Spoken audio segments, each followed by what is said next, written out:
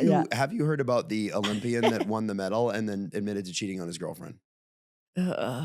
Yeah. Have you heard this story? Yeah, I Have saw you the heard this story, Steph? yeah, I don't know if that was the right move to do. Well, so just so everybody Yeah, give knows, a little background on this, on how he decided to say sorry. his name is Sturla Lagrid, and I believe he is an athlete he's for Norway. And so he wins a bronze medal and then immediately goes on TV and goes, listen, 6 months ago, I met, he unprompted. They're not like, hey, you met a bronze medal or you got a bronze medal. Anything that you'd like to admit to people that you've never admitted before Yeah. and that is super deep and darker? No. They're like, hey, congratulations. And he goes, 6 months ago, I met the love of my life, the most beautiful, kindest person in the world. 3 months ago, I made the biggest mistake and I cheated on her. And he said basically that he was wishing that she was there to join him. And I think he told her like a week before the Olympics. So, It's been which is wild, a wild story. Okay. I mean, it's wild to cheat, but you definitely, like, if you're going to keep a secret, you may as well keep it until after the Olympics. Yeah, Like, that's what I was. So that's the first question. yeah. Do you guys, if you did this, and admittedly, it's a horrible, shitty thing to do, But yeah. but how it old happens. People cheat. And how old is he? He's in his 20s. Yeah, this sounds chaotic. It sounds in your 20s, right? Yeah. Yeah. I think I can't, I want to be like, yeah, I would tell them right away or I wouldn't, but I think I'd panic. I'm not good at lying in general. So I think if it were to like if it fell out of me, it would be in a high stress situations before the Olympics. I think Before that the makes sense. I'm trying to picture myself telling, So what I was trying to go through in my head, guys, was like, what would be the reason for him to tell her right before the Olympics? And I wonder if it's like she was gonna go and like support him, and he felt so overwhelmed by guilt. That yeah, he there was just, panic. There was like, I think that he was either guilty or panicked. okay. Can I float this one? No, don't do this. I'm It's gonna gonna float be this. no, I'm it's gonna gonna be float one. mean. What if he just never told her? Like at all, ever? Yeah. What if he simply just didn't tell her? I don't 'Cause think that's a good idea. I don't think What it's do you mean? well, maybe it isn't a good idea, but like so here's what he's done. He's broken her heart. Yeah, give me the guy Okay. brain here. Yeah. He's broken her heart. And then he's done it right before the Olympics. So he met her 6 months ago in the training lead up to the Olympics when you are training at your hardest Yeah. to be ready. You've fallen in love. She's probably acquiesced to his schedule and met him on his terms every single step of the way. And in some stupid moment, he cheated on her, made the decision to do that, needs to own that.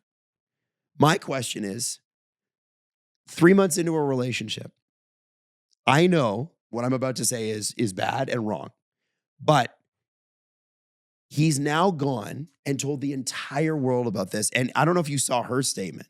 No, I didn't. She said something She back. made- No. yeah. What I'm just like, She ugh. said, I did not choose to be put in this position. And that's what I'm about to say, because it's like And it hurts to Sir. have been put in it. what's that? And it hurts to have been put in it. Yeah. It's also like you not only like have cheated on me, you've hurt me. And now you're making it public. It's also it's bizarre that I don't, was he trying to do some like heroic, like I think have he the was. world at my fingertips and I'm going to do this grand gesture of love. I think it's kind of selfish, because it's also, they were talking about like, what about the silver? What about, Yeah. what about everybody else who was there that day that also like deserved, maybe the whole story shouldn't be about you and how you cheat on your girlfriend. Now you're saying sorry. It's like about the other athletes. Well, and then I thought about this. So like, okay, it's an awful thought to say, what if he just never said anything? Yeah. Right? Awful. I know that I couldn't live with that guilt. I know that. I could never know. But I've never cheated on anyone either, because I knew I couldn't live with the guilt.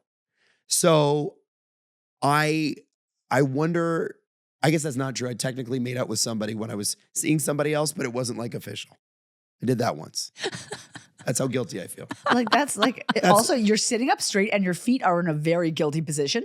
You got nervous. I've never cheated. Yeah, I've never cheated. I can say that, like in a committed relationship. Yeah. And now Here's my question. And this is an uncomfortable one. 3 months in. Like 3 months in. Do you owe that person Yes. that convert? You do. yeah. I think the second that you say that you're exclusive, or the second that there is intention And to feeling? be and feel, no, the second that you are saying, hey, we're prioritizing each other, we're being exclusive, then that's the conversation. I think that literally what you communicate is what you should stand by. That's your word. Okay. Okay, go ahead. So then the next question is, he tells her, he does the right thing. Tells her right before the Olympics so she doesn't have to get on a plane, go to Milan, and then celebrate with him and then find out later that he cheated on her. Yeah. Right? Okay, good. That's the right thing. Now he goes on TV and goes for the grand gesture. And I wanted to ask the two of you, how do you feel about grand gestures like that? Like grand apologies. Frig off. That's enough. But I love grand gestures of love. He would probably classify it as that. No. What is that face you're giving me? No. No, Steph? No. No, it's a red flag. First off, the timeline is so confusing. He cheated on her 3 months in. Yeah. Then he says, I've been with her for 6 months. He's been with and he only told her last week before the Olympics? So there was a 3-month gap between when he cheated and when he told her. Yeah, like what? First off, why the gap? Second, you're supposed to be in your honeymoon phase in the first year of your relationship. That is true. You're cheating 3 months in. And if you're classifying it as cheating, then you guys are together. Yeah, exactly. You know? Exactly. Can I just say something? Give it to us. I don't like his sport. What's his sport? This skiing and gunning. Oh, the biathlon? Is that a support? Like, I think it was originated in military training. It's bizarre. Like, that's my red flag. It's like you're skiing around with a gun. This is not James Bond. No, it's like pick one. Grow up. Pick one. You don't need a gun in the woods. What are you running from? He's bad news. Bad news. He's bad news. I don't like him. You try to leave his chalet and he's after you on his skis. On his skis with a rifle. Like, I thought it was a bow and arrow and I just looked it up and it's a gun. Like, I know that is very hardcore and these athletes are very hardworking. However, it's just ski. Just ski. Just ski. We don't, this day and age, we don't need to see your rifle skills. Just ski. You're a great skier. And get off the stage. Don't cheat on her. Sorry, I've had enough of him. I've had just about enough of him. Okay. My next question. I have so many questions. She is probably turned off a little by this. She said, I didn't ask to be put in this. A little. Yeah, just a little, Adam. Fair. Yeah. But we all have that friend that's been with somebody and they can't quit them no matter how toxic he gets, right? Little. And they're like, every time I tell my friends, I tell my family, we've broken up. It's for real this time. This is not one of those, but it's similar in the sense that if she takes him back, his entire family and her entire family are going to know about this. And the whole world. So, I'm wondering what path she even has, even if she wants to take him back, I guess is my question. Can't, because now she can't, right? And that's not the worst part. Like, there's so many bad things about this. But I think it's not only did he rob her of her choice and also her privacy, he robbed her of her dignity. Because now it looks like, you're that girl that got, it's humiliating. It's humiliating. And you put her in, it's a really bizarre power thing to do, where you're like, I feel so bad. Now this isn't about how you're left feeling and how I hurt you. It's about how I'm feeling about hurting you. And it's really cruel. And I don't like that at all. And if she does take him back, I don't think it's because she's like, oh, fuck love. I think that's sad. And I think it's really, really sad what he did to her. Sorry, that got really serious, but I hate it. Now, regret is a funny thing because he, in the moment, spoke those words. It instantly becomes an international story, he needs to stop speaking. Right. So then he's asked at the podium, not the podium, the press conference afterwards. Yeah. Or in an interview the next day. Sorry, excuse me. And they said, well, how do you feel about saying that? And he was like, I don't know if I made the right choice or not, but it was the choice I made. He's owning it. That is what Dr. Seuss riddle is that? I made the choice to tell the world what I did. So maybe there's a chance she will see what she really means to me. Maybe not, but I do want to think that I don't want to think that I didn't try to do everything I could to get her back. You know what is a really great way of showing somebody that you're sorry or that you regret the way that you treated them? Yeah. Is being consistent and not you're going to love what's next. No, but being consistent and also I don't know, showing up and through gradually showing that you are sorry. not a week after, like manically getting on a podium and making it all about you, you little ski shooter.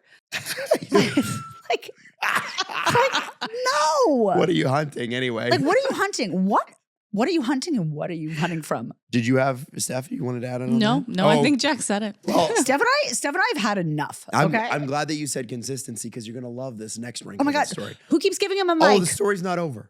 Story's What? not Adam, over. when? Since when? Oh, so what you probably missed in this is that somebody won silver and somebody won gold. He won bronze for Norway. Oh, that's true. I forgot that he didn't win gold. Yeah. What a sorry. His teammate won gold. Oh no. It was his teammate. His teammate with the Norwegian team. Yes. A man named Johan Olav Botten, which is the most Norwegian name of all time. Poor Johan. And he said, so this is after he's made both of those comments. He makes the initial comment, then he goes, then the next day he's like, no, I made my choice and that was right. By Wednesday, he said, I deeply regret sharing this personal story on what should have been a celebration of the Norwegian biathlon. Yeah. I am not quite myself and not management thinking got clearly. in touch. Management said that's enough. My apologies to Johan Olav, who deserved all the attention after winning gold. They also go out to my ex-girlfriend who unwillingly ended up in the media spotlight. I hope she is doing well. I cannot undo this, but I will now put it behind me and focus on the Olympics. I will not answer any further questions about this. So his family called crisis PR for sure. Like that's a mess. And I also want to say, because like he is young, right? He's young and this is a very, very public mistake. And like, I'm sitting here being like, oh, I hate that and this, but like, I hope that he is okay because it like having that much attention on you and being at that much pressure at like guns aside, being a ski shooter, like that is, he has a tremendous amount of pressure on him. So I hope he's okay. And you will move on from this. You just need to go away for a while. 28 years old. Yeah. He will be at the next Olympics. Why? Because that's a sport you can last in. Well, I mean, so there's always more ammo for the guns in the woods, right? There's always more. Isn't that crazy? I'm just looking at his. Is he a good looking guy? Do you think? He's cute, but he looks panicked or he's crying in all the pictures that I'm seeing. So maybe that's. But you know who looks very still and relaxed? Johan. Good for Johan. As he should. He's the champion. Good for Johan because Johan won gold and nobody more like Nohan because nobody's caring about him right now. You ever dated an athlete? Like an athlete of what? Of what grade? Like it could be like university level, or it could be major junior level, or professional where they're like lower. Like I know you haven't dated anybody in like the pro leagues, but like you don't know that somebody that maybe got a scholarship or got paid to do what they do. Maybe I dated an NBA man. No. You didn't? No. No. One of my exes was a fantastic hockey player, and like not pro or anything. And she was a wonderful basketball player. She was very speedy. And then another ex was a fabulous figure skater, like really good on the ice. Oh, I showed up to a date once. There was a girl that was like, "Hey, you want to play some basketball?" And I'm like, I didn't say anything, but I was like, well, I'm horrible at basketball, but I like her, so I'll go. Yeah. And she proceeded to kick my ass because she told me she played CIS, which is Canadian University level basketball. Oh yeah. She was a starter. I'm like, what? You used to she see was it at the like Metro Center. 5'5". Yeah. I'm like, what? How did that happen? Don't ever underestimate us little fellows. Yeah. We're speedy. Yeah. So, well, I wasn't expecting her to be this basketball phenom, but anyway, she kicked my ass. I think when you consider what an athlete is and what they do, this doesn't surprise me. And I'll tell you why. When you're an athlete and you're good, like think about the people you went to high school with that got to wear the cool jackets because they were on the hockey team, right? Or whatever.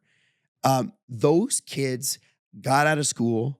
Like, did you go to school with anybody who was a Moosehead? Halifax All Moosehead? the Mooseheads were, but like a bunch of the Mooseheads were their hosts. CPA? Like lived, they went to my school, but they were never there. They were never right. They were always getting pulled. Yeah, but like They didn't have to go to school. It was like a joke because I was like, guys, don't you have to do any classes? No. And some of them, there was one that his name was Bryce Swan. I think he was a Moosehead and he was a doll, but the rest of them like didn't really talk to anybody. Yeah.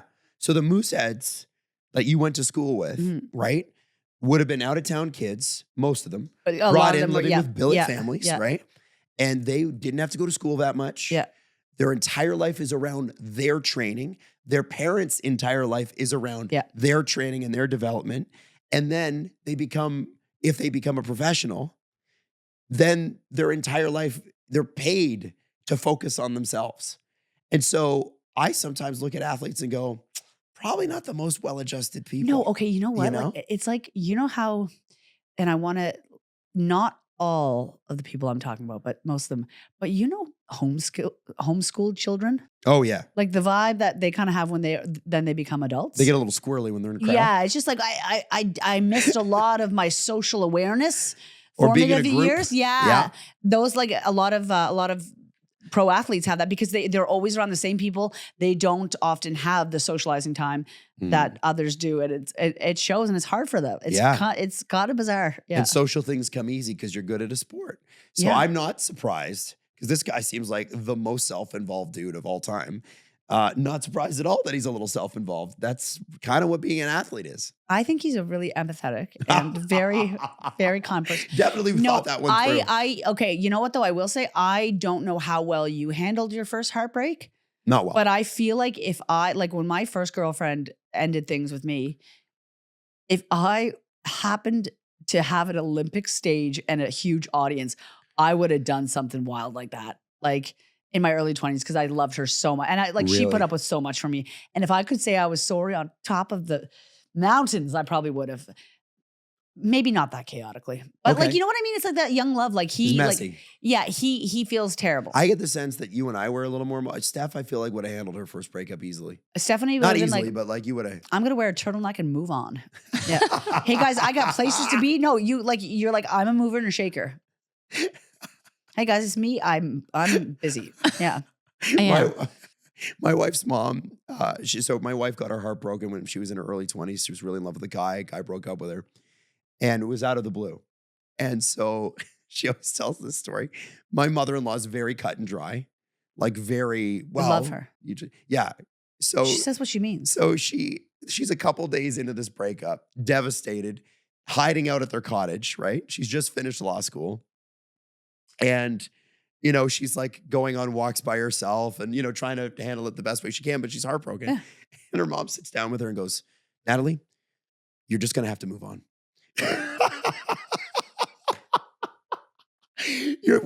She's like, oh, it's that simple, is it? I just move on.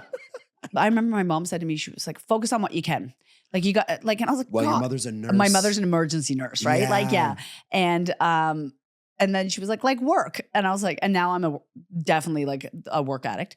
Thanks, Colette. No, but now I think That's what about I did. my well, it's the only thing I could control. And it was like now I think about my younger friends, even when they're going through like first breakups, or some of my friends dated the same people since high school. And if they're ending things with them and they're like talking about their heartbreaks, I'm like, get a grip. Like, you know what I mean? So like, I can see why our mothers would be like, Yeah. okay.